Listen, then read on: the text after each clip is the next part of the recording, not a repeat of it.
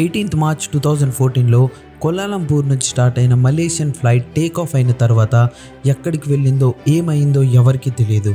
Finally 9 years తర్వాత ఈ flight location trace అయింది. హలో పీపుల్, ఇది డిసపేర్ అయిన మలేషియన్ ఎయిర్లైన్స్ 370 యొక్క ట్రూ స్టోరీ.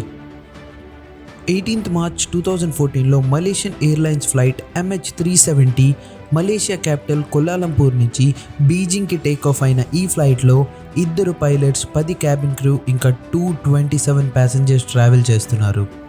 2 పైలట్స్లో 53 years ఉన్న కెప్టెన్ జహీర్ అహ్మద్ షాకి 33 years ఫ్లైట్ ఎక్స్పీరియన్స్, ఇంకా కో పైలట్ ఫర్క్యూ అబ్దుల్ అహ్మద్కి 7 years ఆఫ్ ఫ్లైట్ ఎక్స్పీరియన్స్ ఉంది. ఇంకా ఫ్లైట్ విషయానికి వస్తే 11 years ఓల్డ్ బోయింగ్ 777 ఎయిర్క్రాఫ్ట్లో ఏ కైండ్ ఆఫ్ మెకానికల్ లేదా ఎలక్ట్రికల్ ఫాల్ట్స్ కూడా లేవు. ఇదంతా చూస్తే ఫ్లైట్లో ఏ ఫాల్ట్ కూడా లేదు. ఇంకా ఇది మలేషియా ఇంకా చైనా మధ్యన 5 hours 34 minutes రెగ్యులర్గా రన్ అయ్యే ఫ్లైట్. కానీ ఈరోజు ఈ ఫ్లైట్ ఏవియేషన్ హిస్టరీలోనే ఒక డార్క్ డేగా మారుతుందని ఎవరికీ తెలియదు. ఫ్లైట్ టేక్ ఆఫ్కి ముందు ఈ ఫ్లైట్లో రిక్వైర్మెంట్ కన్నా ఎక్కువ ఫ్యూయల్ ఫిల్ చేస్తారు. అంటే 5 hours 34 minutes ఫ్లై టైం ఉన్న ఈ ఫ్లైట్ ఇప్పుడు 7 hours 41 minutes ఫ్లై చేయగలదు. అంటే 2 hours 15 minutes ఎక్కువ.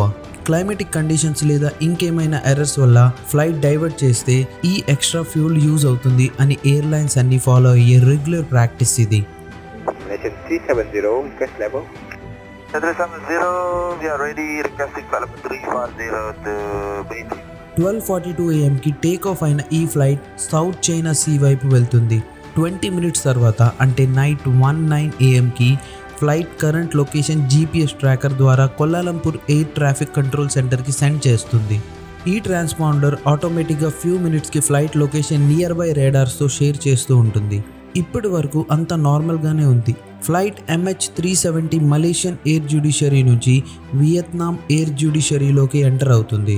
Kuala Lumpur control tower first pilot జహీర్తో కాంటాక్ట్ అయ్యి ఇలా అంటారు. Malaysian 370, contact Ho Chi Minh 120.999. Good night, Malaysian 370. దీని మీనింగ్ ఫ్లైట్ MH370 వియత్నాం హో చి మిన్ కంట్రోల్ టవర్తో కాంటాక్ట్లో ఉండాలని. ఫస్ట్ ఆఫీసర్ ఈ మెసేజ్ విని గుడ్ నైట్ అని రిప్లై కూడా ఇస్తారు. కానీ ఈ గుడ్ నైట్ మెసేజ్ MH370 నుంచి లాస్ట్ మెసేజ్ అని ఎవ్వరికీ తెలియదు. ఫ్లైట్ టేక్ ఆఫ్ అయిన 37 minutes అంటే లాస్ట్ మెసేజ్ 3 minutes తర్వాత నైట్ 1:21 AMకి ఎట్ సడన్ ఫ్లైట్ రేడార్ నుంచి డిసపియర్ అయిపోయింది. కోలాలంపూర్ ఇంకా హో చి మిన్ 2 స్టేషన్ రేడార్ నుంచి కూడా మాయమైపోయింది. Kuala Lumpur air station flight Vietnam station రేడార్కి వెళ్ళిపోయిందని ఈ విషయాన్ని నార్మల్గా తీసుకుంటారు. కానీ హో చి మిన్ కంట్రోల్ సెంటర్కి ఫ్లైట్ సడన్గా డిసపియర్ అవ్వడం ఏదో అన్సేఫ్ అనిపించి ఫ్లైట్తో కాంటాక్ట్ అవ్వడానికి ట్రై చేస్తారు. కానీ ఫ్లైట్ నుంచి ఏ కైండ్ ఆఫ్ రెస్పాన్స్ కూడా ఉండదు. టోటల్ 18 minutes ట్రై చేశాక వియత్నాం కంట్రోల్ టవర్ కోలాలంపూర్తో కాంటాక్ట్ అయ్యి విషయం చెప్తారు. నార్మల్గా ఇలాంటి సిచ్యువేషన్ అప్పుడు వితిన్ 1 hourలో రెస్క్యూ సెంటర్కి ఇన్ఫామ్ చేయాలి. కానీ కోలాలంపూర్ టోటల్ 4 hours తర్వాత ఏరోనాటికల్ రెస్క్యూ కోఆర్డినేషన్ సెంటర్తో కాంటాక్ట్ అవుతారు. మార్నింగ్ 6:32కి ఫ్లైట్ డిసపియర్ అయిన ఏరియాలో ఒక సర్చ్ ఆపరేషన్ స్టార్ట్ చేస్తారు. గల్ఫ్ ఆఫ్ థాయిలాండ్ ఇంకా సౌత్ చైనా సీ మధ్యలో స్టార్ట్ చేసిన ఈ మిషన్ చాలాసేపు రన్ అవుతుంది. కానీ అన్ఫార్చునేట్లీ ఎవరికి ఏ పీస్ ఆఫ్ ఫ్లైట్ లేదా ఏ లీడ్ కూడా దొరకలేదు. కానీ ఈ ఇన్సిడెంట్ అయిన 4 days తర్వాత వచ్చిన న్యూస్ టోటల్ రెస్క్యూ ఆపరేషన్ టీమ్ని షాక్లో ఉంచేసింది. 8th March నైట్ 1:21 డిసపియర్ అయిన ఫ్లైట్ సివిలియన్ రేడార్ నుంచి మాయమైన మలేషియన్ మిలిటరీ రేడార్లో నెక్స్ట్ 1 hour వరకు ఈ ఫ్లైట్ ప్రొజెక్షన్లోనే ఉంది. ఫ్లైట్ ఫస్ట్ రైట్ టర్న్ అయ్యి వెంటనే యూ టర్న్ అయ్యి మళ్ళీ మలేషియన్ వైపు వచ్చింది. టోటల్ 31 minutes తర్వాత P9 క్రాస్ చేసింది.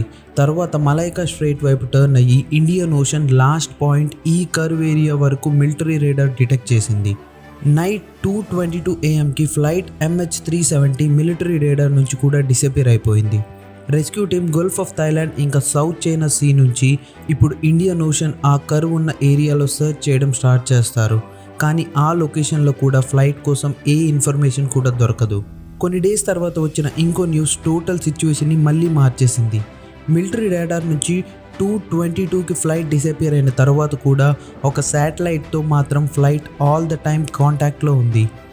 బోయింగ్ ఫ్లైట్స్ ఏవైనా కూడా ఏ ఎర్రర్ వల్లైనా కమ్యూనికేషన్ ఫెయిల్ అయితే అవి వెంటనే శాటిలైట్తో కమ్యూనికేట్ చేయడానికి ట్రై చేస్తాయి.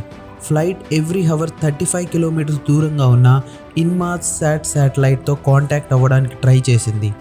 ఆ శాటిలైట్ రికార్డెడ్ ఇన్ఫోతో సైంటిస్ట్ క్రిటికల్ రీసెర్చ్ చేసి ఫ్లైట్ మిలిటరీ రేడార్ నుంచి డిసపియర్ అయ్యాక ఇంకో టర్న్ తీసుకొని ఇండియన్ ఓషన్ మీద నుంచి ఫ్లై చేస్తూ మార్నింగ్ 8:19 AM శాటిలైట్కి లాస్ట్ టైం కాంటాక్ట్ అవ్వడానికి ట్రై చేసింది.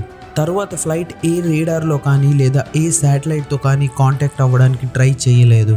ఎక్స్పర్ట్స్ ఇంకా రీసెర్చ్ టీమ్ ఆస్ట్రేలియాకి దగ్గరగా ఇండియన్ ఓషన్లో లొకేట్ అయిన ఈ కర్వ్డ్ ఏరియాలో ఫ్లైట్ టోటల్ 8 hours ఫ్లై చేసి ఇక్కడ వాటర్లో క్రాష్ ల్యాండింగ్ అయింది అని కన్క్లూడ్ చేశారు. 1 year తర్వాత అంటే 2015లో flight right flaperon island of Reunion షోర్లో దొరికింది. ఇది ఫ్లైట్ ల్యాండింగ్ టైం అప్పుడు యూజ్ అవుతుంది. అంటే MH370 నోస్ డ్రైవ్ చేస్తూ వాటర్లో క్రాష్ అయిపోయింది. ఇదే కాకుండా ఫ్లైట్ ఇంకొన్ని పార్ట్స్ కూడా ఆఫ్రికన్ షోర్లో దొరికాయి. కానీ ఆ ఫ్లైట్లో ఉండే ప్యాసింజర్స్ కానీ ఫ్లైట్ కానీ ఏమైందో ఈ రోజుకి కూడా తెలియదు. కొంతమంది ఇన్వెస్టిగేటర్ ఫ్లైట్ హైజాక్ అయిందంటారు. మరికొందరు ఫ్లైట్ సిస్టమ్ ప్రాబ్లం వల్ల అవుట్ సైడ్ వరల్డ్తో కనెక్షన్స్ కట్ అయిపోయాయి అని అంటారు. కానీ అసలైన రీజన్ ఏంటో ఫ్లైట్లో ఉండే బ్లాక్ బాక్స్ రికార్డింగ్తోనే తెలుస్తుంది. MH370 మిస్ అయిన 8 years తర్వాత 2022లో British retired aerospace engineer flight Indian ఓషన్లో ఆ కర్వ్డ్ ఏరియాలోనే ఉందని క్లెయిమ్ చేస్తున్నారు. కానీ రిచర్డ్ చెప్పిన ఈ ఇన్ఫో గవర్నమెంట్ ట్రస్ట్ చేసి మళ్ళీ రీసెర్చ్ ఆపరేషన్ స్టార్ట్ చేస్తుందా లేదా చూడాల్సిందే. ఈ వీడియో కానీ మీకు ఇన్ఫర్మేటివ్ అనిపిస్తే like, share and subscribe. Thank you for watching.